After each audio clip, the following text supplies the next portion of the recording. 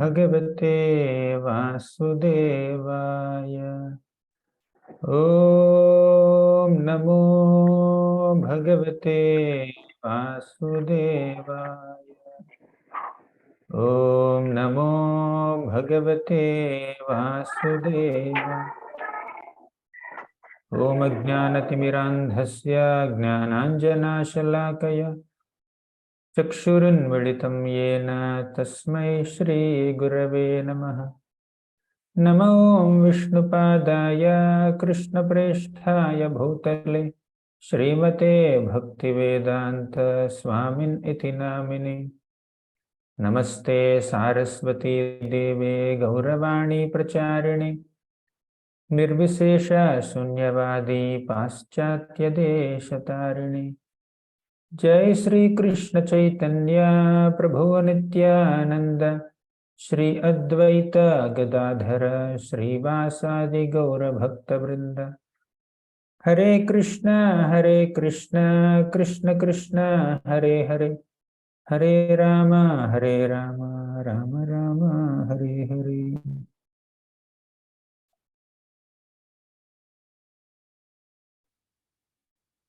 Hare Krishna. My humble obeisances to all the devotees who have assembled for this program.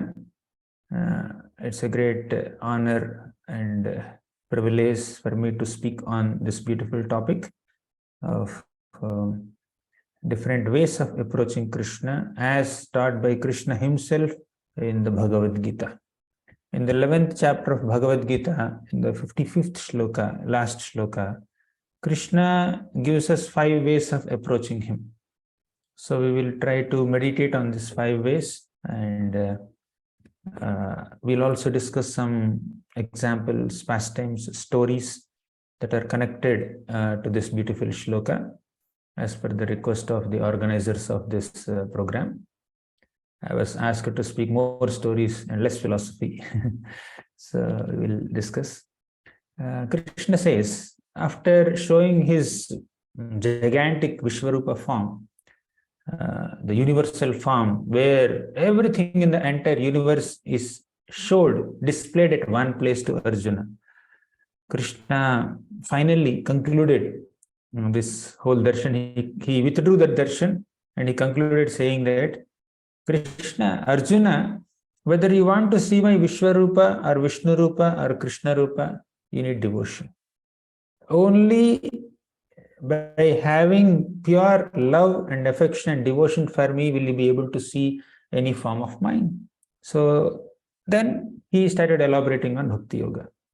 Then he concluded the whole chapter saying that one can approach me in 5 ways. What are the 5 ways? He says, Mat karma krin mat paramo mad bhaktah sangavarjitah nirvairah sarva bhuteshu yah samameti pandava. Yes, here is the shloka. Mat karma krin mat paramo. First is mat karma krin, work for Krishna. Second is mat paramo. Consider him the supreme goal. Mat parama means Krishna is the supreme Lord. Ishvaraha paramaha Krishnaha Satchidananda Vigraha. We will discuss more, but let me just complete the meaning of the shloka. Mat karma krim means work for Krishna. Mat paramo means consider him the supreme goal, consider him the supreme Lord. Mat bhaktaha, become Krishna's devotee. Then fourth, sangavarjitaha, give up attachment to this material world. Sangavarjita also can mean that we should give up bad association that is unfavorable to our advancement in bhakti. That is sangavarjitaha. Mat karma krin, mat paramo, mat bhaktah sangavarjitaha, nirvairaha sarva bhuteshu. Fifth quality is we should not have any inimical feelings, enmity towards anyone. Sangavarjitaha and nirvairaha sarva bhuteshu. Don't envy anyone. So when you have these 5 qualities, mat karma krin, mat paramo, mat bhaktaha sangavarjitaha, nirvairaha sarva bhuteshu, then yahasa mameti pandava, such devotees who have these 5 qualities will definitely reach Krishna, will attain Krishna, and this is Krishna's promise. Yasa mameti, such people will surely attain me, Pandava, O Arjuna. So the meaning is clear, right? So let's get into details of this beautiful shloka.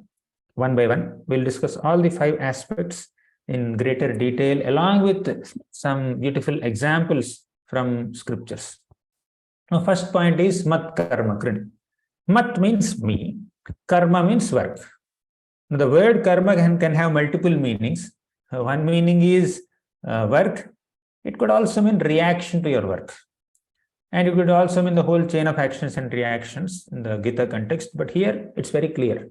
This karma is bhakti karma, not the fruitive karma, not the prescribed karma according to scriptures. Sometimes the word karma can mean a prescribed action according to your varna and ashrama.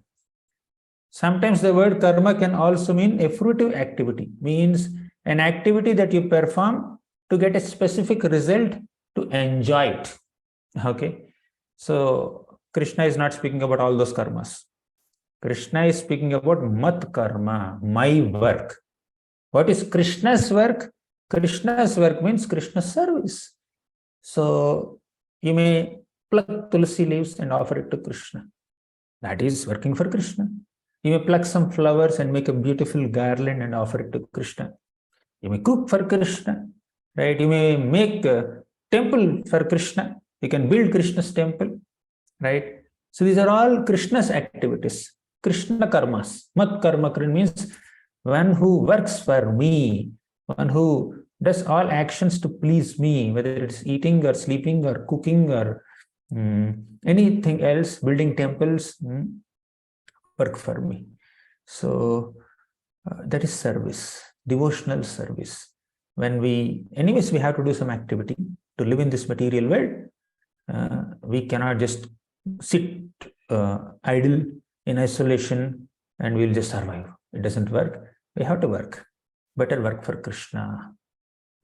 So one example of a devotee who worked for the Lord, who did mat karma, is Arjuna himself. Krishna's intention in orchestrating the entire Kurukshetra war was to kill miscreants and protect devotees and establish dharma. As you know, in the initial chapters of Bhagavad Gita, Krishna said, Paritranaya sadhunam vinashaya cha dushkritam dharma samsthapanarthaya sambhavami yuge yuge. Paritranaya sadhunam. My job is to protect righteous people. Vinashaya cha dushkritam, to destroy vicious people. Dharma samsthapanarthaya, to establish dharma. So this is Krishna's karma. This is Krishna's activity in this world. And all the Pandavas are assisting Krishna in performing this activity. Simple, right? So Krishna wants to kill the miscreants, Arjuna is helping him. Arjuna is killing so many warriors on the battlefield of Kurukshetra. Bhima is also doing Krishna's work by killing all the 100 wicked sons of Dhritarashtra. Okay, Yudhishthira Maharaj is ruling the kingdom of Hastinapur. He is also doing mat karma. All the Pandavas are serving Krishna. Okay, let's get into Ramayana. In Ramayana, there are so many monkey warriors. They are all working for Lord Ramachandra. They have made a big bridge, constructing that bridge with stones, throwing stones in water, and they're getting big boulders and mountain peaks and trees and branches from different places, and they were engaging in Lord Ramachandra's work, mat karma krin, right?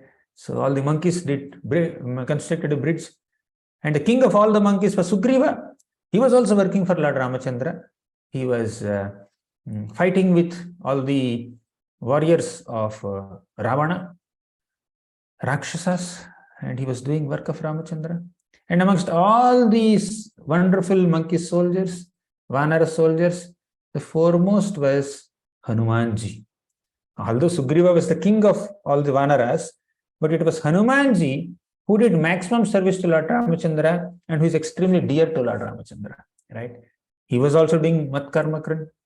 Okay, so Sugriva had sent all his monkey troops in different directions. Okay, he had appointed some leaders, group leaders, and he had sent these group leaders along with thousands of monkeys to search for Sita Devi in different directions, 4 different directions. And Hanumanji's troop, in that Hanumanji's troop we have Nala, Neela, Angada. Angada was the leader, and Jambavan, and many such wonderful monkey soldiers were there. So they all went towards the south, which is the most probable direction where Sita Mata would be there. So Hanumanji went. He jumped across the Lanka ocean, and on the way he had to confront with people like Surasa and Simhika and Lankini. So he crossed all the obstacles, and he did the service of Lord Ramachandra. He went inside Ravana's palace, and he was searching for Sita Devi everywhere within the palace, and he did not find her. Then he came out of the palace. The palace of Ravana was, I think, around 8 miles long, such a huge palace.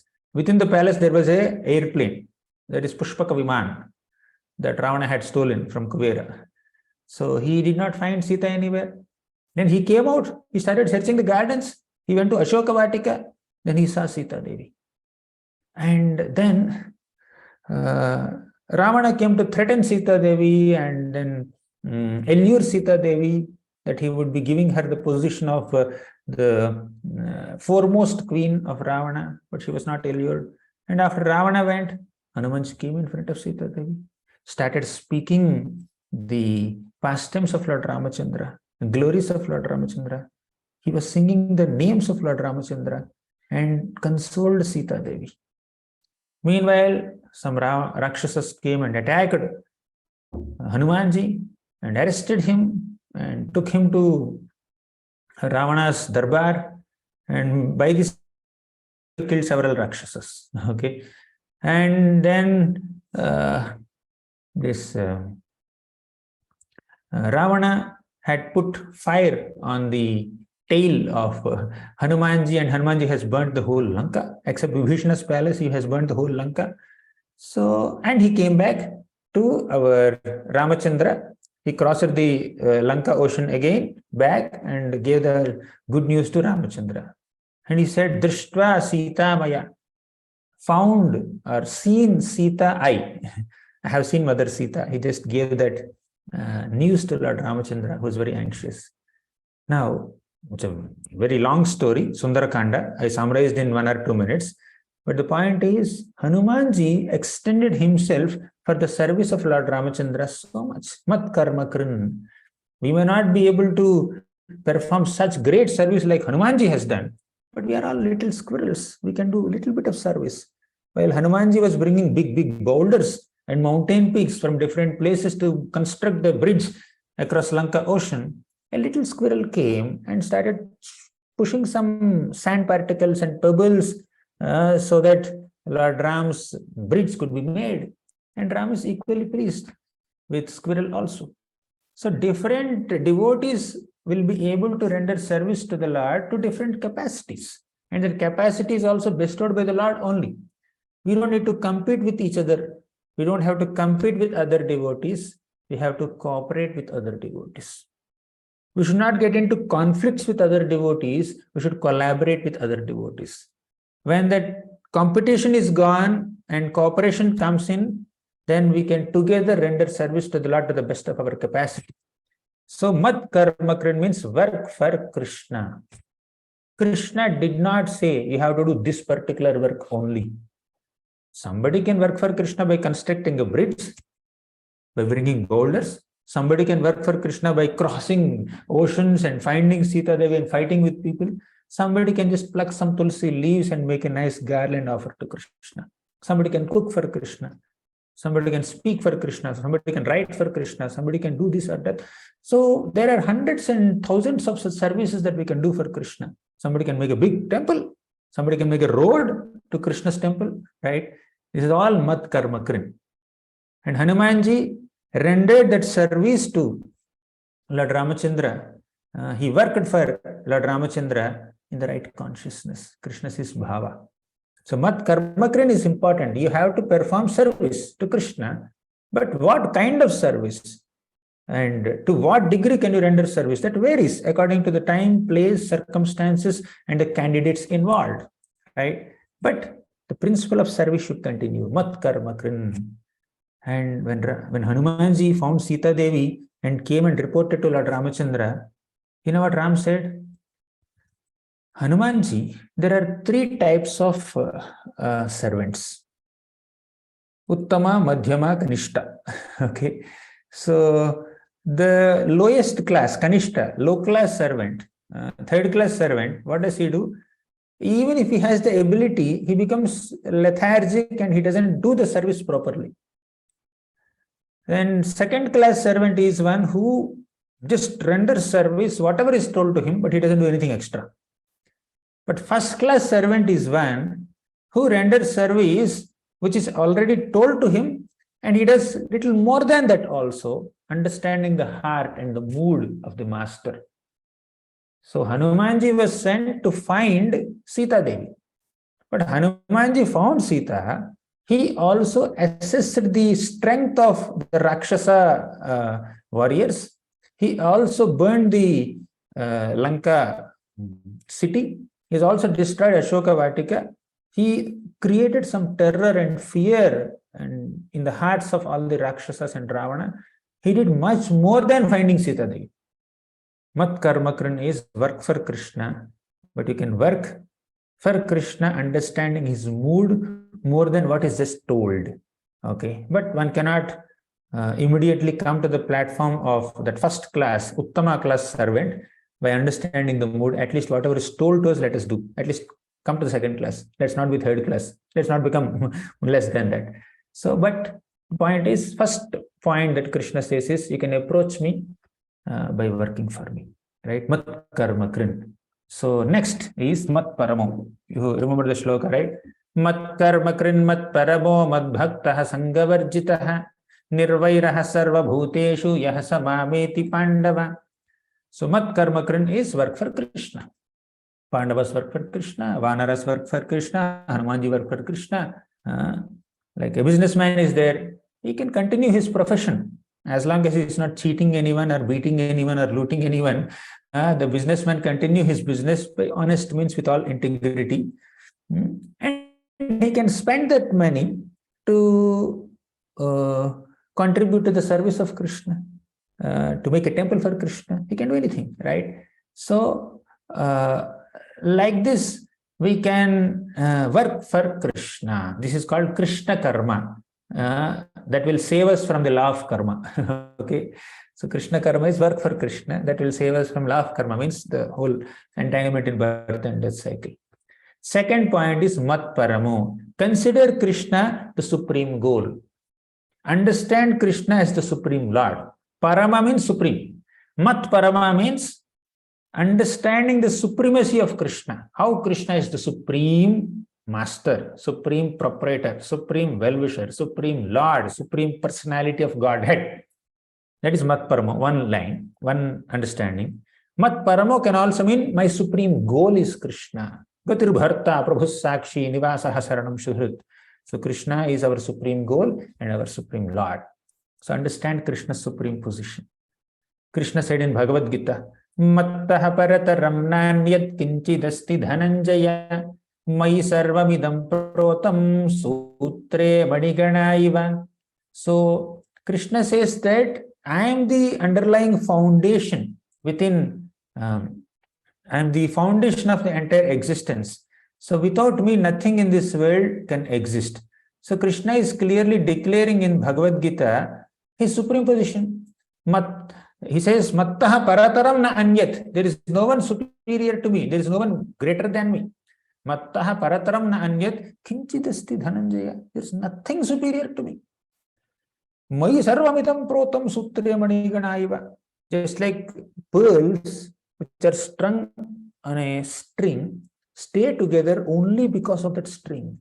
The string, the little rope or thread, he is binding all the beads together in a necklace, right? In a mala. It is a string that is holding all the flowers in a garland. String is not visible many times. And sometimes it's visible when it is not made properly. But string is generally not visible in a garland or a necklace. and that invisible string is Krishna. Although things in this material world are visible, planets are visible, mountains are visible, rivers are visible, trees are visible, people are visible, but the invisible force behind all the visible objects is Krishna, right?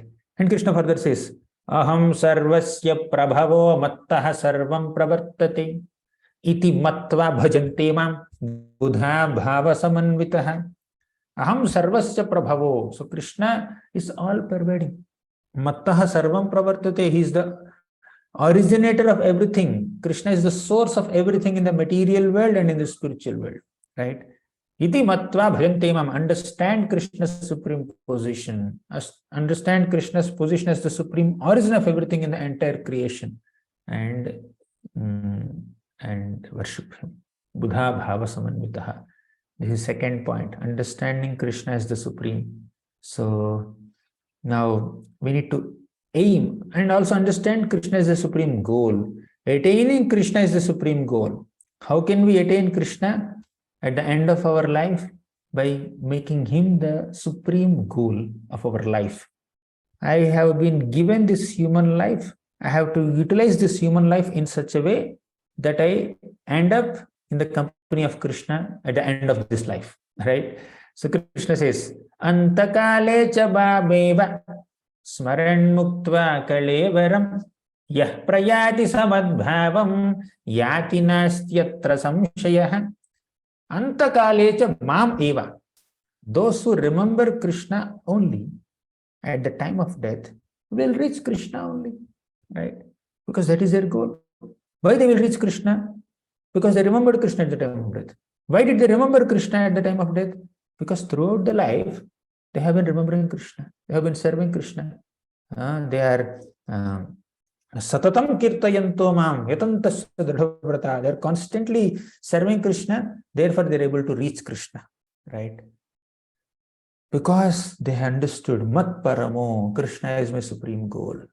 Kunti Maharani says in the first canto of Bhagavatam, she says that Atha Vishvesha Vishwatman Vishwamurte Swakeshu me Sneha Pasha Vimam Chindi Dridham Pandushu Vrishnishu.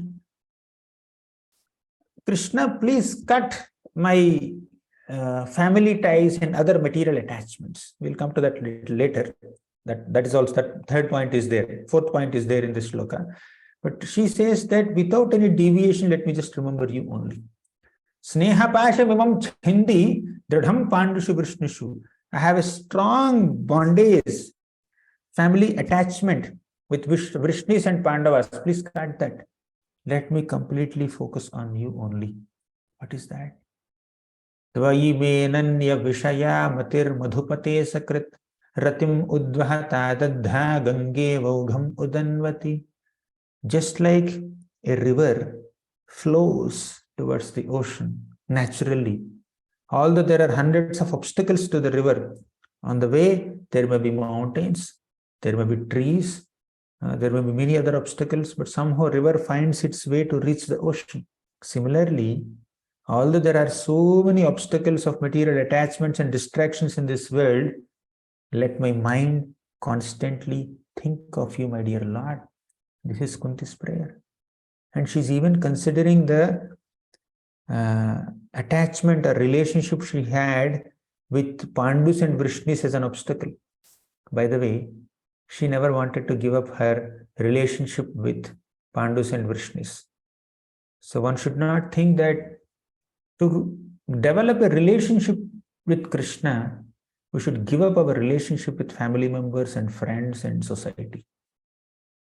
We can spiritualize all our material relationships, and in that spiritual association, we can connect with Krishna better than trying to connect with Krishna alone. Very important. Okay. So in spiritual life, relationships also play a very significant role. Spiritual life does not mean that me and Krishna, nothing else, no one else. No. We can not individually go towards Krishna without the association of devotees. In the association of devotees, collectively we practice bhakti and collectively go towards Krishna. That's great. Yes, you have an individual responsibility and commitment and a relationship with Krishna, but that should not be disconnected with other devotees. Bhakti is best practiced in the Sangha of devotees. Therefore, Kunti, when she said that please cut this family ties that I have with Pandus and Vrishnis, let me always think of you only, let my mind flow towards you only. What did she mean? My dear Krishna, I have a material relationship with Pandus and Vrishnis. Okay, they are my family members. But I have a spiritual relationship also with Pandus and Vrishnis. They are your devotees. Preserve this spiritual relationship, cut that material relationship. Let me not love them because they are my blood relatives.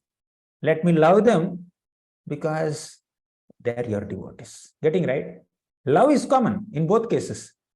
But when you love someone because they are your blood relatives, that is a material bondage.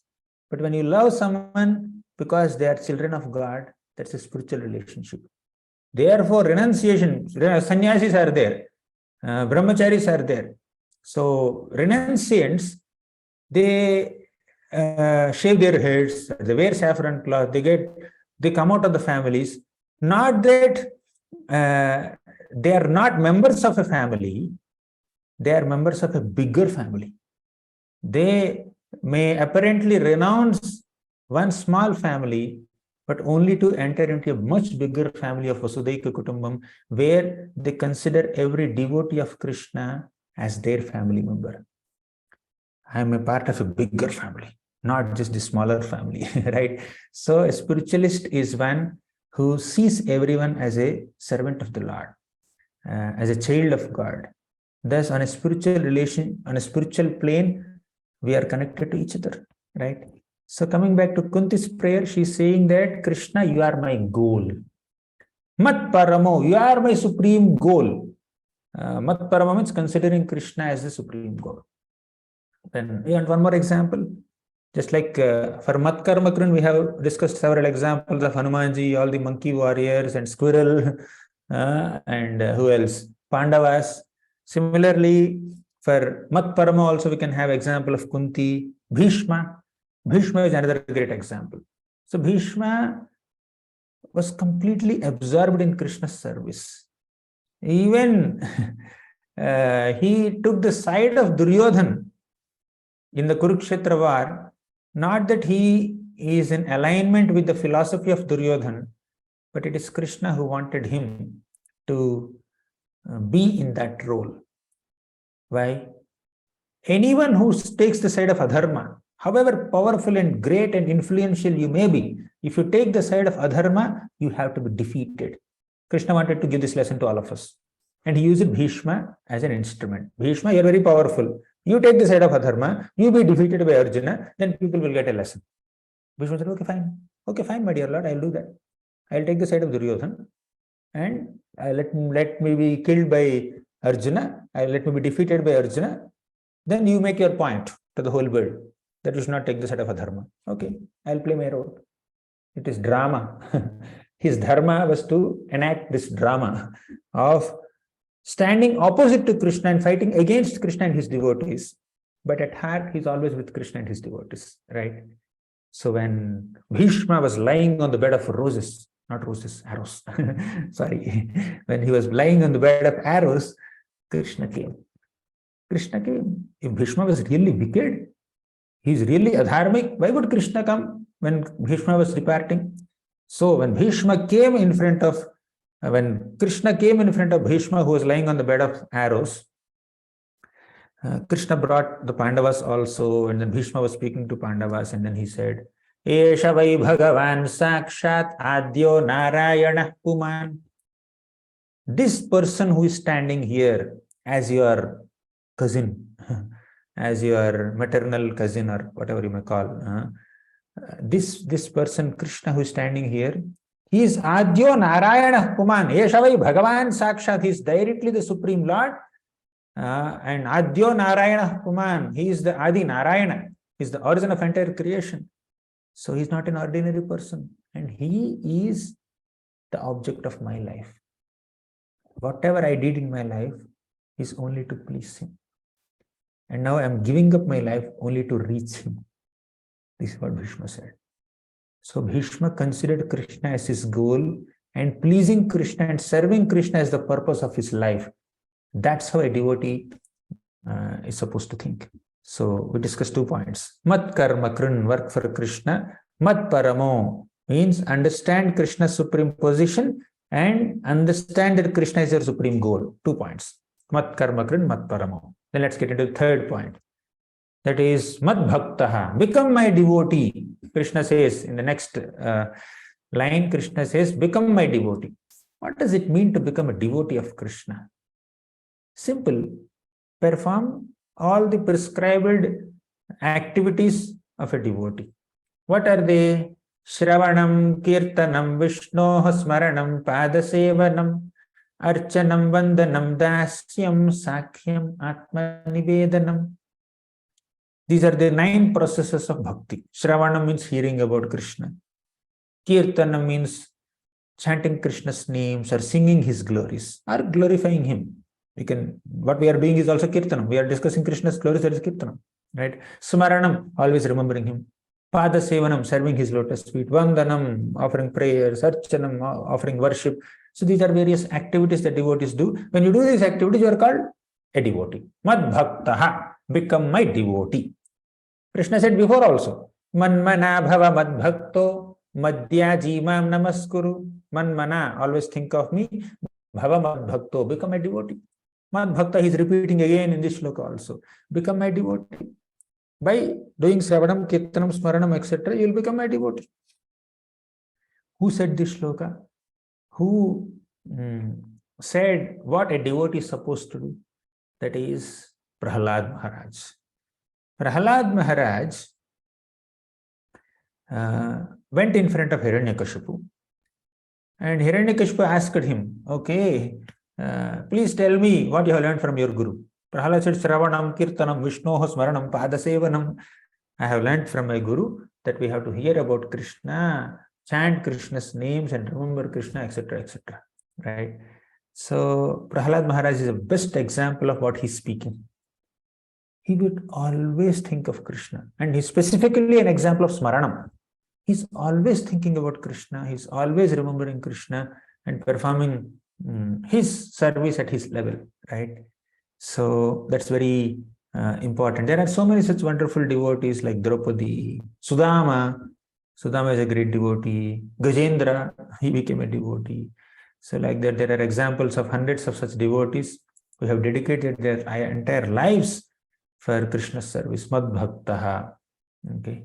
And if you want examples of all the processes of devotional service, then Parikshit is an example of Shravanam, hearing about Krishna.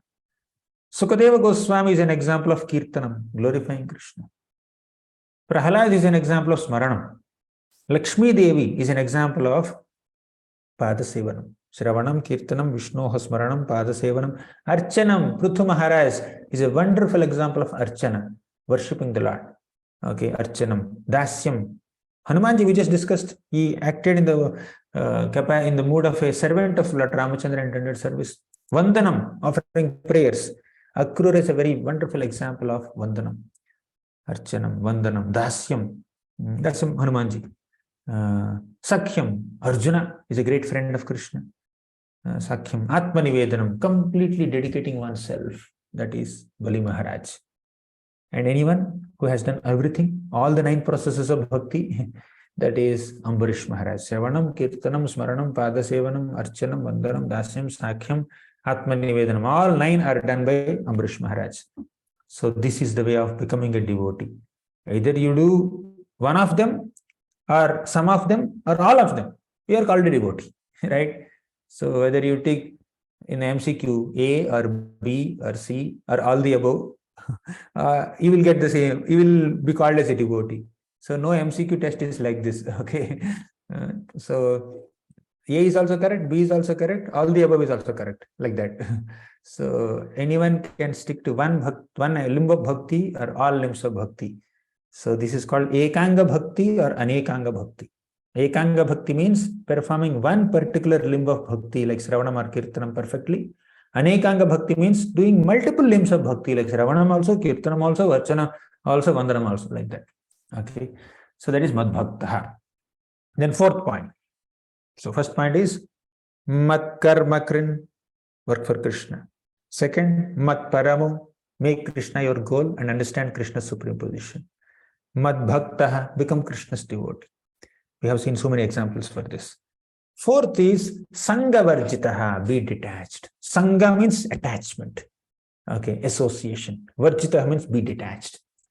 What does that mean? We already discussed slightly this point in Kunti Maharani's case. She had attachment to Pandus and Vrishnis, and she's praying to give up that attachment. But she wants to preserve her attachment to Pandus and Vrishnis, considering them as devotees of Krishna. But she wanted to give up that material aspect of the relationship. So detachment on a material plane, attachment to spiritual relation, like that. Sangha Varjitaha means be detached. So what kind of detachment? Accept whatever is favorable to bhakti and reject whatever is unfavorable to bhakti. That's what Sangha Varjita is. Sangha Varjita means not Satsanga Varjita. It is Dussanga Varjita. Satsanga means good association. Be attached to it. Dussanga means bad association. Be detached from it. When Krishna says Sangha Varjita, he is specifically referring to bad association, bad attachments. Okay, give up bad things, smoking, give up, drinking, give up, meat eating, give up. Okay, these kinds of negative things that are unfavorable to our progressive spiritual life, that we should be detached. Okay, Sangha Varjitaha. One should not be attached to one's name, fame, position, prestige, and grandeur, wealth, opulence, power, influence. One should not be attached. For example, we have Parikshit Maharaj. Parikshit Maharaj did a small mistake of putting a dead snake around the neck of Shamik Rishi out of hunger and thirst. And Parikshit Maharaj was cursed to die within 7 days. So he was cursed to die within 7 days, and he went back to his palace, not knowing this. And he was thinking, what did I just do? I have offended a sage. I did a great mistake. It was a great offense. So I should be punished for it. He was just thinking like that. He was feeling repentant after committing that mistake. Meanwhile, that Rishi, that Shamik Rishi's disciple named Gauramukha, came to Parikshit Maharaj. He said, Parikshit, you have come to our hermitage, right? You have come to our ashram and you asked for water. And our Guru, Shamik Rishi, was in meditation. And you felt offended because of that cold reception from our Guru, and you kept a dead snake around the neck of Guru. And our Guru's son, Shringi, 5-year-old boy, he came to know that you have insulted, you have disrespected his father. So he became angry and he cursed you to die within 7 days. Okay. So please make necessary arrangements. You will die in 7 days. Such a death notice he got. Then Parikshit Maharaj accepted the death news with great happiness. He felt that I am being punished for my mistake. It's great. Why great?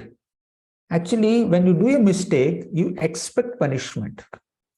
But great personalities like Parikshit Maharaj, they don't just expect punishment, they desire punishment. They want to be punished. Why? They think that if I am not punished for my mistake, I will repeat the same mistake again. Let me receive punishment. If I am not punished for my mistake, maybe my friends or family members or citizens or those who are connected to me get affected by my mistake, by my sin. Let me suffer for my mistake. Let others not suffer for my mistake. Right? I will accept that punishment. So such an honest person, a person of integrity, Parikshit felt, let me accept this curse. He accepted. Although he had the power to reject the curse, nullify the curse, he did not do so. He accepted the curse. And the main point comes here. Sangha Varjitaha. He has given up attachment. He was a great emperor. He had so many followers, soldiers, ministers, citizens, family members. Wealth, treasury, power, position, influence, he has given up everything. Effortlessly, he has given up within a moment. As soon as he heard the news of this curse, without wasting a single moment, he enthroned Janamejaya as the king of Hastinapur, and he went to the bank of Ganges. He sat on the bank of Ganges and he was ready to hear about the Supreme Lord Krishna, about Srimad Bhagavatam from Sukadeva Goswami and all the sages there. Sangha Varjitaha. Sangha Varjitaha means giving up attachments.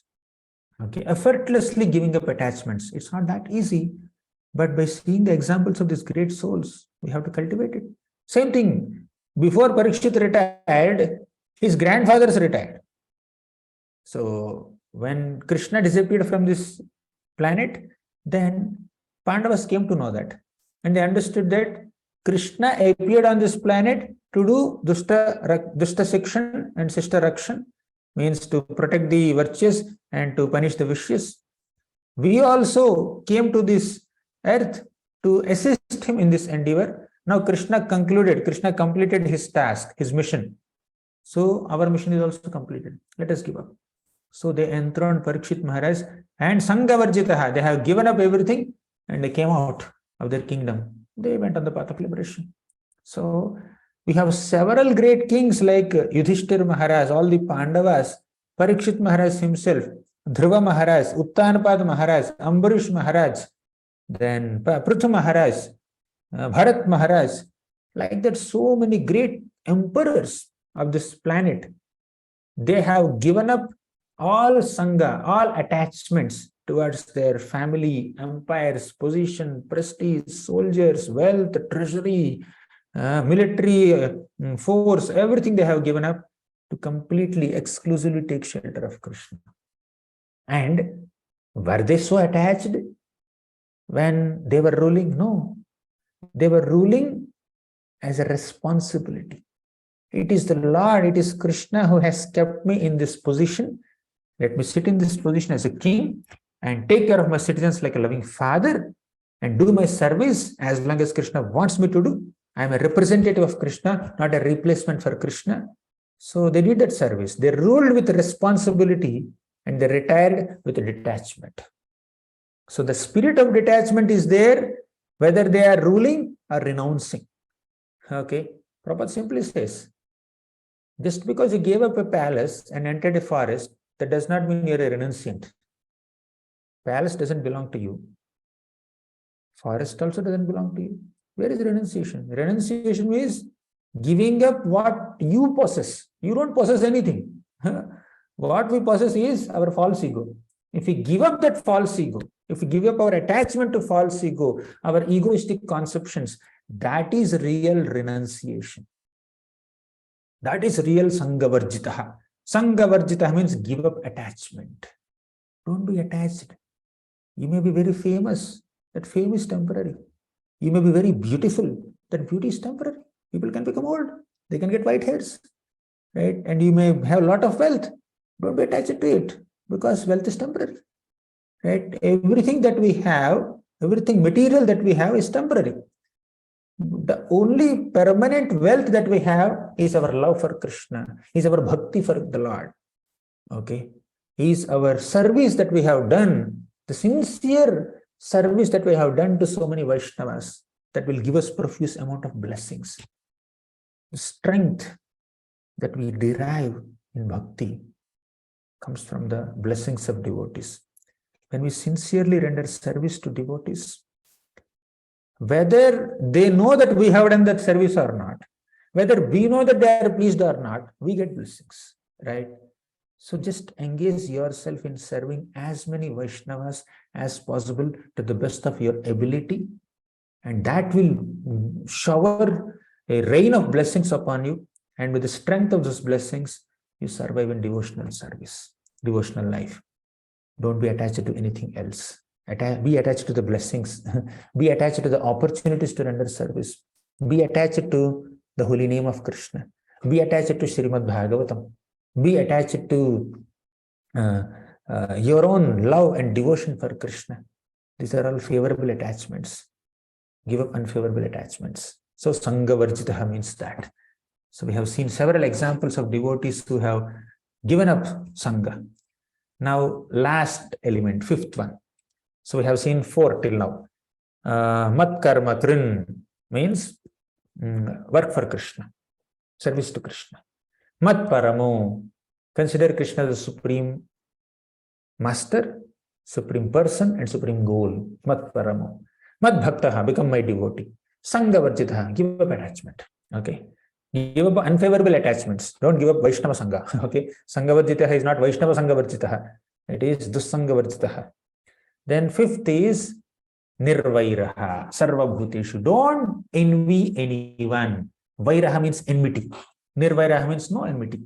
So a devotee is one whose heart is completely clean, without any envy or pride. When there is envy in the heart, we cannot attain Krishna. We cannot enter Krishna's abode. That's what Krishna said in the last line. Okay, Nirvairaha Sarva Bhuteshu Yaha Sa Mameti Pandava. Such people only will come to me.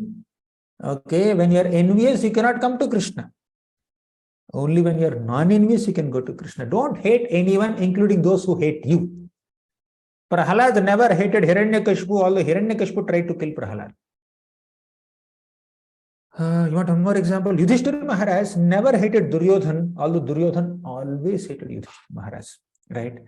You see, Yudhishthira Maharaj and all the Pandavas were in the forest. Okay. Then a Gandharva named Chitraratha arrested Duryodhan. Okay. So Duryodhan was caught by Chitraratha.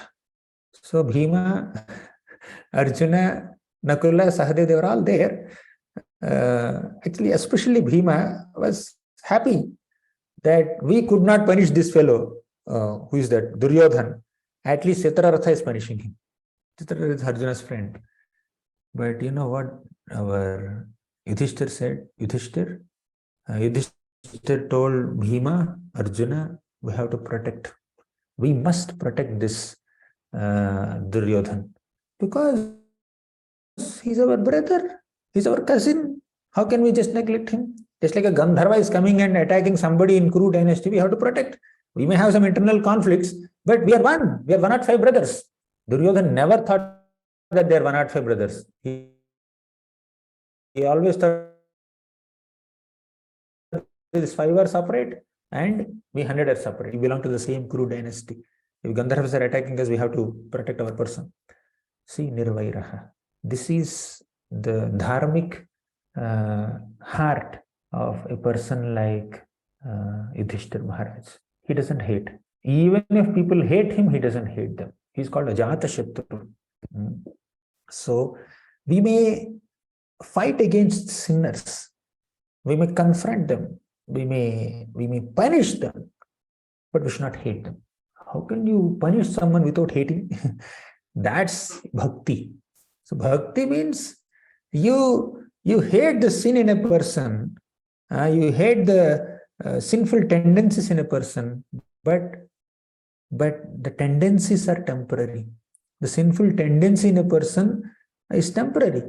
It may be long term, but still soul is pure, right?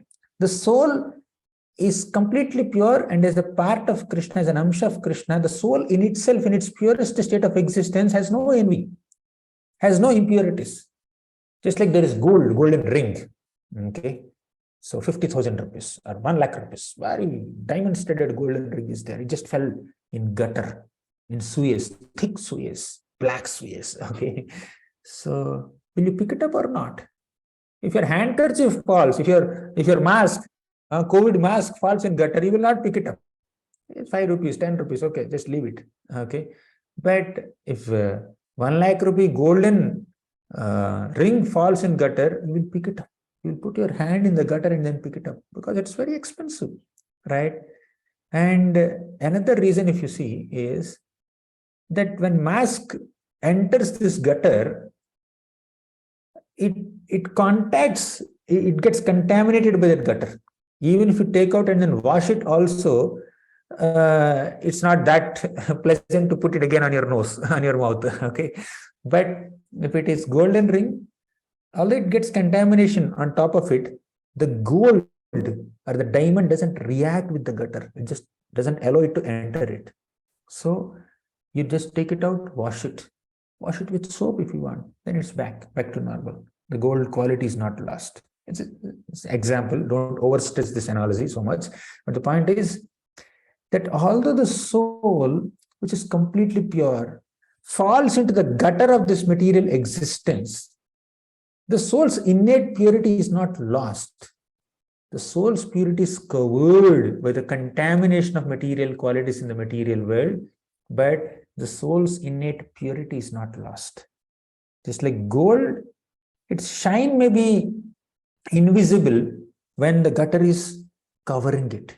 But once you wash it nicely, polish it if needed, then it shines again, isn't it? Similarly, the soul by nature is a part and parcel of Krishna, Amsha of Krishna. Krishna is completely spiritual, soul is also completely spiritual. But because the soul is in this material world, in material body, subtle and gross material body, some tendencies are acquired by the soul. But by the process of Bhakti Yoga, we can clean those tendencies, right? And the soul becomes pure again. So a pure devotee or a mature devotee, a wise devotee is one who considers the purity of the soul and is not completely overwhelmed with the external impurity of the living being because of being in a material body, right?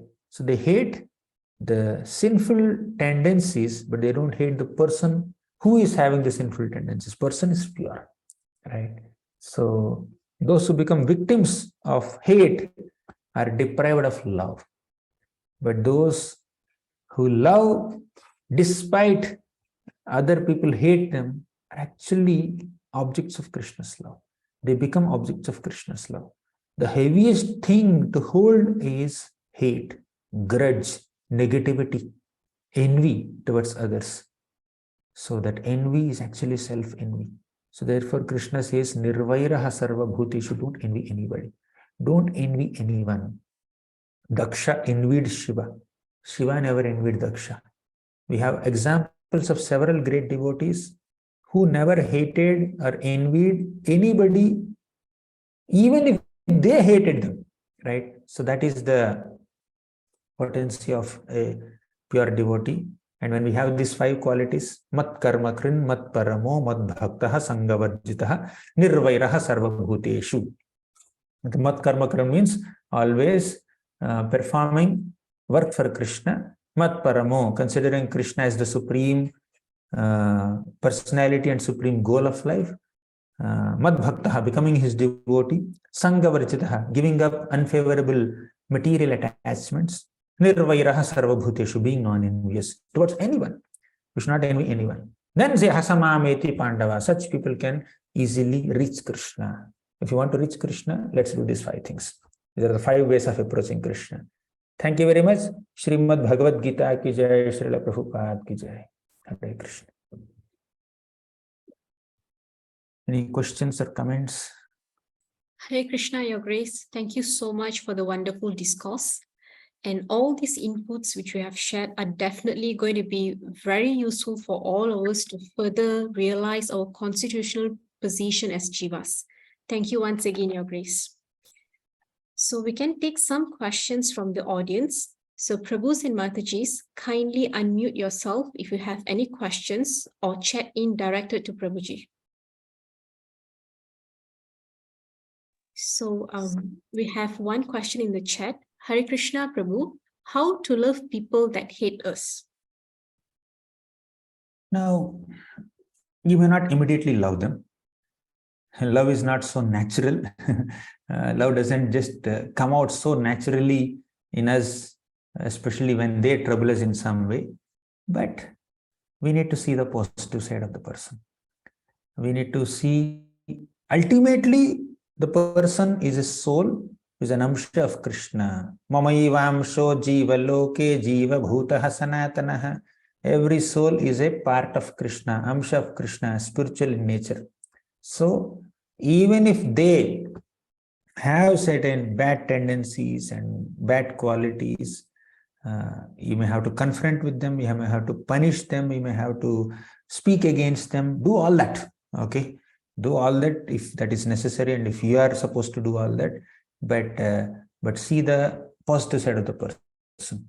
Okay, see everybody is a soul, and then have some, you may not have deep love, but at least you can pray for them, you can have compassion, you can have kindness, you can have sympathy. Okay, you can sympathize with them. So that's one thing. There's small mistakes that they do. They're not very great tyrants and demons like Hiranyakashipu or Duryodhana. And they're like, there is some incompatibility.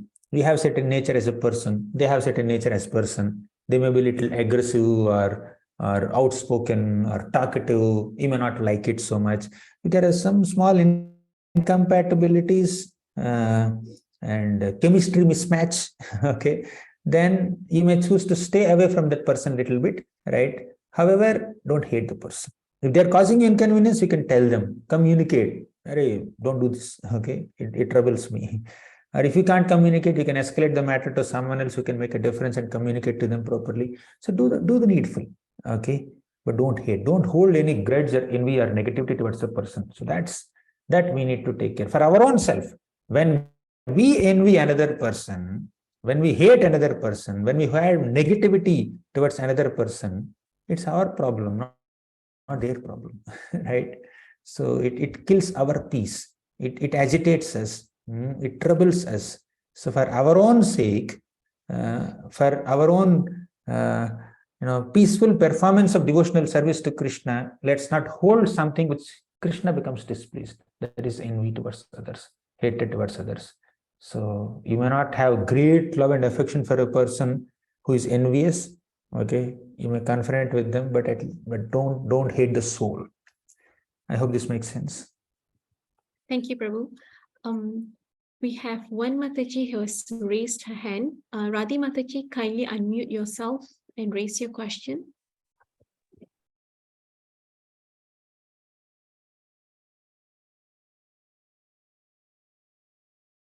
Okay. Then while waiting for Radhi Mataji, let's move on to another question in the chat. Hare Krishna, Prabhu. Dandavat Pranam. How do you manage envy, especially others who are envious of your success? See the examples of Yudhishthir. See the example of Prahalad. We have so many examples. So when others are envious of us, first check that we need to do within ourselves is, am I proud? Sometimes, it may not be the truth, but sometimes when we are proud, we perceive envy in others. When we are envious, we perceive pride in others. Sometimes it happens like that. Okay. But okay, take the case where we are not proud, but they are envious. So what can we do? We have control over our emotions only, not their emotions. So if they are envious, okay, let Krishna reveal to them. Okay. So a devotee tolerates the envy.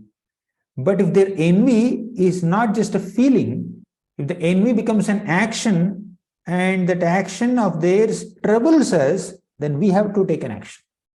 In the name of being non-envious, in the name of being tolerant, in the name of being humble, in the name of being simple, in the name of being a devotee of Krishna, we don't have to allow ourselves to get exploited by others. Okay? If they're troubling us, do the needful to come out of the trouble.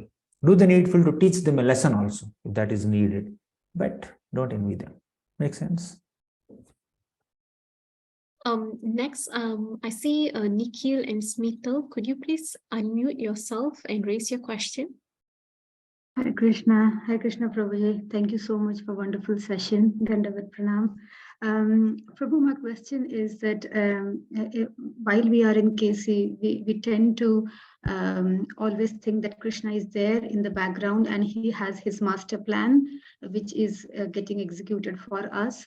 What has happened with me is over the time which I have observed is that because of this feeling which I have, there is a tendency of slowness and laziness in me. I tend to become lazy about this, and there are certain things I'm like, okay, don't worry, let Krishna will manage. But that's not correct, isn't it? So where am I going wrong here? I was supposed to become carefree, but I am becoming careless. So how do I come back on track here? Yes, it's natural. We don't have to worry so much unless it is like crossing limits. But it's natural that sometimes we may feel little fine. Krishna will take care. Why should I over endeavor? And sometimes we endeavor so much, right? We become so passionate. We don't have to be so passionate to be productive. At the same time, in the name of not being passionate, we can't be so lethargic also. We should have determination. Krishna said, Vyavasayatmika buddhi ekeha krunandanaha. Okay. So he said, those who have resolute determination will achieve the goal of success in Krishna's bhakti yoga, basically. So we should balance our like determination with patience. So having patience does not mean not having determination. Having determination does not mean becoming impatient. Determination is not impatience, just passionately working for the goal. And having patience does not mean you lack determination, right? You're just be patient, just let things move on. And then you are just wasting time. So what exactly is the right balance? The person has to decide, and he may take guidance from some seniors who know the person personally, right? Who can evaluate whether they are in the mode of patience or complacency. Sometimes patience and complacency seem same. Okay. Sometimes determination and restlessness seem the same, right? We should not equate these terms. Determination is a very positive term.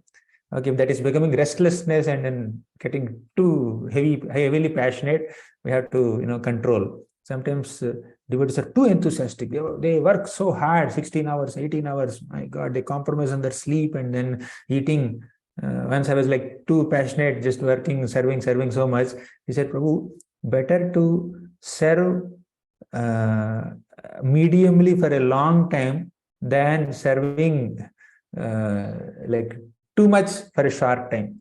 You just overstretch yourself and you break down after a few days.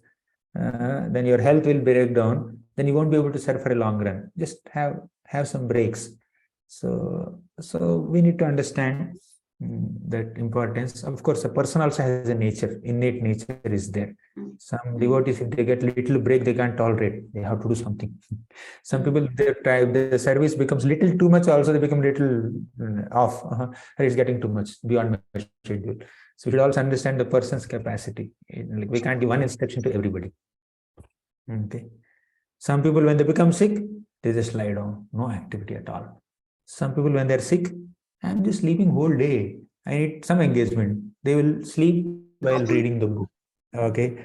They will lie down while hearing a lecture. Okay. They will like chant extra rounds while lying down on the bed, while being sick. So they have their own innate nature also. So that has to be respected and acknowledged. Okay. That's natural for them to be active even in a sick condition. And some people are there, even if they're slightly sick, they want complete rest. That's also there. But we need to understand what exactly suits our thing. Makes sense, Prabhu?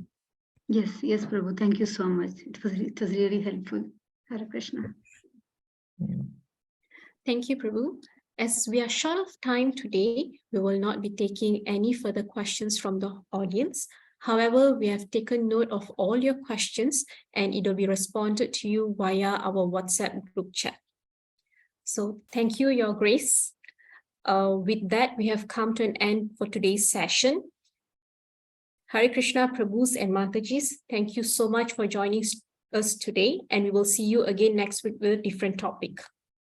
All glories to their lordships, Sri Lakshmi Narayana, all glories to Sri Radha Madhava Astasakis, all glories to Sri Jagannath Baladeva Subhadra, all glories to Sri Gauranitai, all glories to Sampradaya Acharyas, all glories to His Divine Grace Srila Prabhupada, all glories to the assembled devotees. Thank you, Hare Krishna.